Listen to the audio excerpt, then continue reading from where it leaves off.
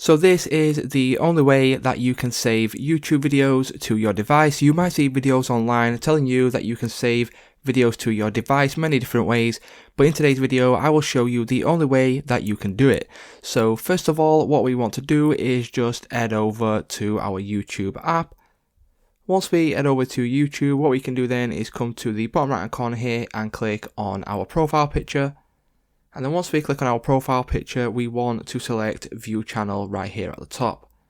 Now once we select View Channel, you'll be brought over to your main channel page right here, and from here you want to click on Manage Videos. Now once we click on Manage Videos, you will be brought to a list of all your videos right here, and we now want to select the three dots at the side of the video that we want to save to our device.